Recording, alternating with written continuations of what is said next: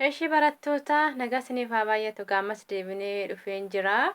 Amma immoo qubee abbaa caadaa, qubee afaan Oromoo, qubee xixiqqaasaa waliin ilaallaa jechuudha. Gaafa dubbisnu haala kamiin akka dubbisnu na waliin ilaala. Qubeen abbaa caadaa xixiqqaa fi gurguddaanii maqaasaa tokkichuma garuu boci isaa hin jijjiirama gaafa barreessinu kun amma xixiqqaadha. Inni dura waliin ilaalaa turre qubee gurguddaadhaan kun immoo qubee xixiqqaa taati jechuudha qubee afaan Oromoo. Amma waliin dubbisnaa na waliin dubbisaa isinis jechuudha. A ba ca da e fa ga ha I ja ka la ma na o ba qa ra sa ta u va wa xa ya za. Irras ni deebi'a. Ha ba ca da e fa ga ha I ja ka la ma na o ba qa ra sa ta u va wa xa ya za. Egaa qubee afaan Oromoo Abaa caadaa jennee dubbisna malee ABCD jennee dubbisnu kaleessas dubbadhee jira. ABCD jettanii dubbisina. ABCD hin ingiliffa. Amma qalama cuquliisaan kan barreeffame kunis qubee haadha. Haa xiqqaadha. Namni baay'een akkatti barreessaa. Bilbila keessan gubbaarra kan jiru garuu isa kanadha jechuudha bilbilarra kan jiru. Garuu seetingii keessa galanii akkaataa ittiin galfatan illee hin jira garuu isin hin beektan malee ammaaf bilbila keessan bilbila saamsungii fayyadamtu baay'een keessa waan ta'eef isarra kan jiru qubee haa xiqqaan isa qalama diimaan barreeffamedha. Namni baay'een gaafa barreessu immoo akka ishee kanaatti barreessaa. Anis garuu akkuma kanattan barreessa jechuudha. Akkasuma qubee gaadha jechuudha kuni inni diimaan barreeffame kunis gaadha. Inni qalama cuquliisaan barreeffame kunis gaadha jechuudha qubee gaa. Namoonni baay'eenis akkatti isin barreessu bilbila gubbaarra akkatti jiraa akkattis immoo bakka jiru jira jechuudha. Kanaaf beekuu waan qabdaniif wal biratti barreessa jechuudha. Akkasuma qubee hii jechuudha. Kuni qubee hii guddaadha. Kuni gaa xiqqaa kunis gaa xiqqaadha ishee. Kuni hii xiqqaadha. Hii guddaadha inni kun. Inni qalama cuquliisaan barreeffame kun hii guddaadha jechuudha. Bilbila keessan gubbaarra kunis akkuma kana hin jiru jechuudha. Qubee laa xiqqaa fakkaatee jira jechuudha. Kun hii guddaadha. Inni diimaan barreeffame kun immoo hii xiqqaadha jechuudha.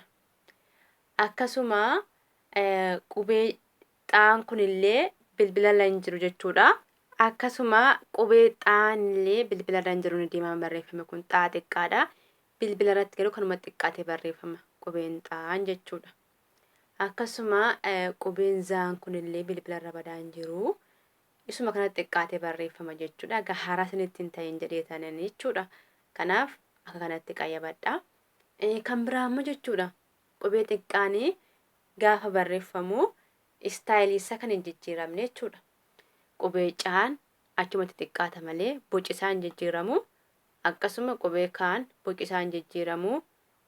Qubee hoonillee boci ishee hin jijjiiramtu jechuudha. Akkasuma qubee paanillee boci isaa hin jijjiirama akkumatti xiqqaata malee jechuudha. Akkasuma qubee saan kunillee boci isaa hin jijjiiramu isuma guddaa fakkaatan xiqqaata malee jechuudha. Akkasuma qubee huu kunillee boci ishee hin jijjiirama achumatti xiqqaatti malee. Akkasumallee qubeen va qubee va kunillee hin jijjiiramu jechuudha boci isaa gaafa barreessinu. Guddaadhuma sana fakkaata achumatti xiqqaata malee jechuudha. Kanaaf haala sanaan qabadhaa isiniin jedhe. Kan biraa immoo qubeen faa jechuudha. Dhiifama qubeen faa kun immoo baay'ee mul'anne ture. Akkatti isinitti guutuu barbaadini kun qubee faadha jechuudha. Farda jechuuf nu gargaara. Akkasuma qubee raan kunillee re'ee jechuuf nu gargaara. Isinitti mul'anne badaa waan ta'eef isinitti butee kanaaf haala sanaan jechuudha. Kan nuti barreessinu qubee raa fi qubee faa jechuudha. Xiqqoo isinitti waan hin mul'anneefan jechuudha. Egaa akkuma dura qubee gurguddaa keessatti dubbadhee ture qubeen faa kunii fi qubeen vaa qubeen zaa kunii afaan biraa keessaa akkuma isaan dubbatanitti jecha isaan dubbatan sanaa akka itti fayyadamnuuf achi keessaa ergifatamanii qubeen afaan Oromoo garuu qubee dachaa 7 ta'ee walumaa qabatti qubee 33 garuu qubee dachaa malee qubee 26 jechuudha. Qubeen dubbachiiftu 5 immoo asuma keessaa boocii dura asuma keessaa baafna qubee dubbachiiftu 5 immoo jechuudha. Kanaaf haala sanaan qabadhaa.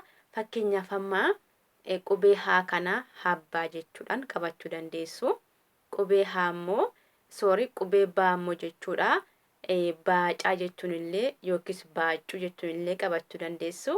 Qubee caa kana immoo caaltuu jechuun qubee daa kana immoo daraara jechuun qabachuu dandeessu maqaa abbaa kooti. Akkasuma qubee ee kana eelee jechuun qabachuu dandeessu. Qubee faa kana farda jechuun, qubee gaa gaala jechuun, qubee haa kana immoo acaalu jechuun qabachuu dandeessu. Qubee hii ija jechuun, qubee jaa ja'a jechuun yookiis ji'a jechuun qabachuu dandeessu. Haala kanaan hunda isaanii maqaatti moggaafattaniitoo dubbisuu dandeessu jechuudha. Ani hangam beeku sammuu keessa sin barsiisaa jira malee kitaaba irraa miti jechuudha. Kanaaf haala kanaan qabadhaa. Amma immoo qubee 5 dubbachiiftuudhaan walitti deebinaa. Amma sitti turtii gaarii jabaadhaa.